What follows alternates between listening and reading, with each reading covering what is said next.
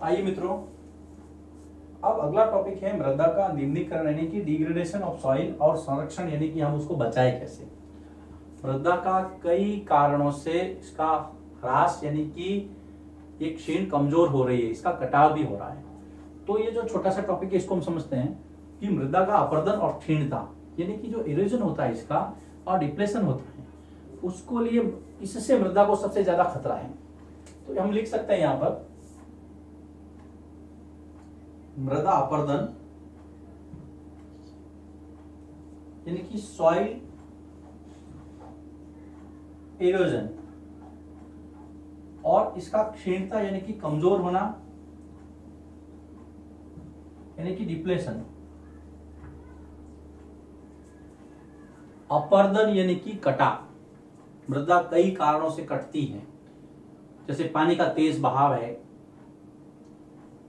हवा का तेज प्रभाव है, हिम नदियां हैं, बहुत सारे ऐसे कारण हैं जिससे मिट्टी का कटाव होता है, उसको हम अपर्दन कहते हैं।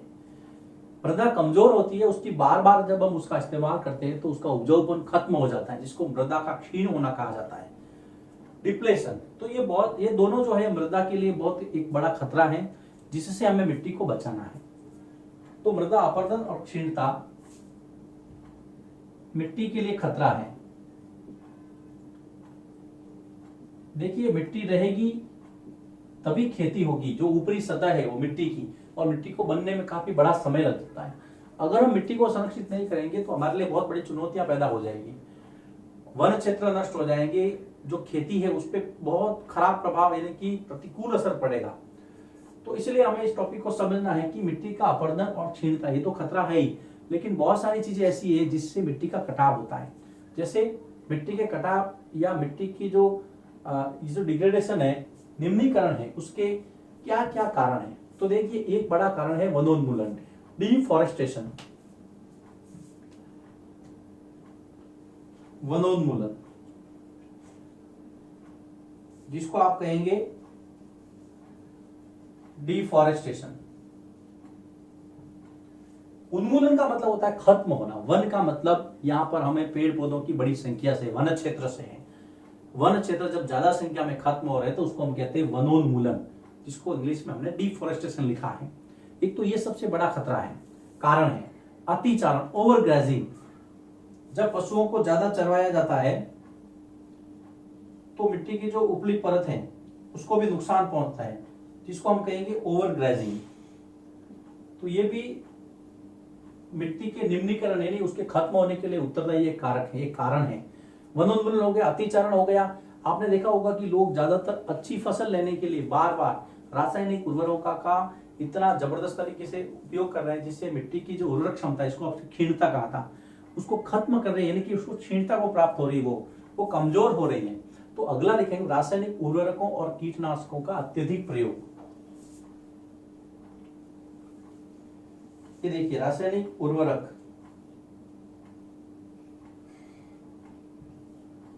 व कीटनाशकों, जो पेस्टिसाइड्स हैं, उसका बहुत ज्यादा उपयोग, अत्यधिक प्रयोग, ये भी मिट्टी के लिए, है ना, मृदा के निम्नीकरण के लिए बहुत बड़ा कारण साबित हो रहा है। Over use of chemical fertilizers and pesticides, इसको मैं लिख सकता हूं यहां पे, over use of chemical fertilizers and pesticides. तो ये भी एक कारण है। रासायनिक उर्वरक, हमें जैविक खाद इस्तेमाल करना पड़ेगा। फिलहाल हम कारण पढ़ रहे हैं, अभी समाधान आगे पढ़ेंगे। उसके बाद में जब ज्यादा बहुत बुरी तरह से वर्षा होती है, रेन वॉश होता है, वर्षा दोहन, तब भी मिट्टी बह जाती है। तो एक और कारण है इसका, वर्षा दोहन, रेन वॉश, यानी कि वर्षा जो है सबको धोके चली जाती है, वॉश कर देती है मिट्टी की ऊपरी परत को। मिट्टी की ऊपरी सतह ही का हटना ही इसका अपर्दन है, इसका कटाव है। बहुत सारे कारण हैं। भूस्खलन, लैंडस्लाइड, भू का मतलब जमीन यानी कि लैंड, स्खलित हो जाती है यानी अपनी जगह से हट जाती है। लैंडस्लाइड। बड़े बड़े पहाड़ के पहाड़ अपनी जगह छोड़ देते हैं, आपने कई बार देखा होगा, खास करके जो पर्वतीय क्षेत्र है वहां पर इसकी जो है वो गुंजाइश ज्यादा रहती है भूस्खलन की। बड़े के बड़े पहाड़ जो है अपनी जगह छोड़ देते हैं, जिसको हम कहेंगे भूस्खलन। उसके बाद में फ्लड्स यानी कि बाढ़, ये है बाढ़। बाढ़ से भी मिट्टी का बहुत कटाव होता है, इसका निम्नीकरण। ये कारण है, देखिए, मृदा अपरदन, वनोन्मूलन, अतिचारण, रासायनिक उर्वरक और कीटनाशकों का अत्यधिक उपयोग, वर्षा का दोहन, भूस्खलन और बाढ़। ये कारण आपको बताने हैं मृदा के निम्नीकरण, इसके कमजोर होने के, उसके कटाव के। अब हम आते हैं इसके संरक्षण के उपाय क्या है। तो सबसे पहले हम उसको लिस्ट आउट करेंगे और उसके बाद में एक एक पर उस पर चर्चा करेंगे। टॉपिक है मृदा संरक्षण के उपाय। ये देखिए, पहले ही हमने चर्चा कर दी थी, अब मैं इसको लिस्ट आउट करूंगा। मृदा संरक्षण के उपाय, पहले मैं इसको लिस्ट आउट करता हूं यहां पर शॉर्ट में। यदि आपको पूछे तो आप सीधा लिस्ट आउट बना के बता देना। अगले वीडियो लेक्चर में इस पर चर्चा करूंगा। पहला है मल्च बनाना। पहले मैं सिर्फ नाम से इसको लूंगा, फिर अगले वीडियो में इस पर विस्तार से चर्चा करेंगे। पहला है मल्च बनाना, यानी मल्चिंग करना। मल्च बनाना यानी कि मल्चिंग। दूसरा है वेदिका फॉर्म यानी कि टेरेस फार्मिंग। वेदिकाएं बनाना क्या है, कैसे है? वेदिकाएं बनाना या वेदिका फार्मिंग कहते हैं इसके, वेदिका form, terrace farming.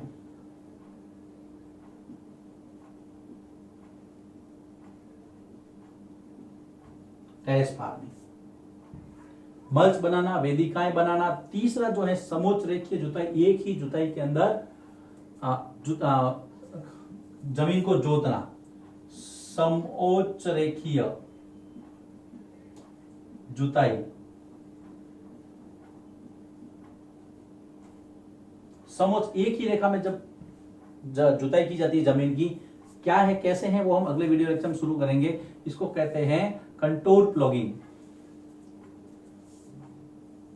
Contour plogging.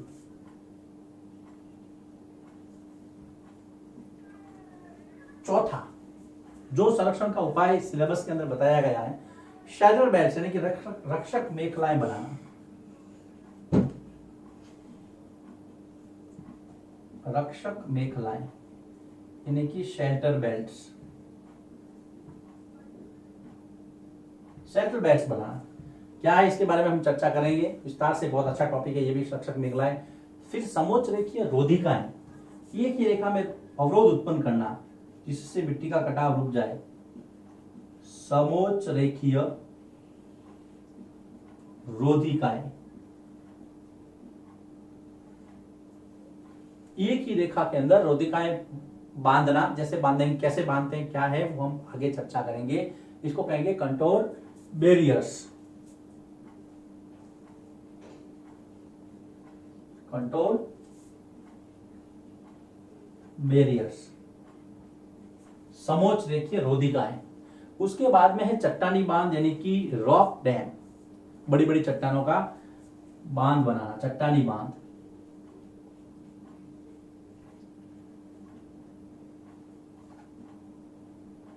इसको आप कहेंगे रॉक डैम। ये सर्वविदित है, आपने अपने आसपास भी बहुत सारे बांध देखे होंगे जो बड़ी बड़ी चट्टानों से बांधे हुए हैं ताकि मिट्टी को हम आगे बहने से रोक सके। उसके बाद में बीज की फसल उगाना, मैं यहाँ 7वां नंबर यहाँ पे लिख देता हूं, बीज की फसल उगाना।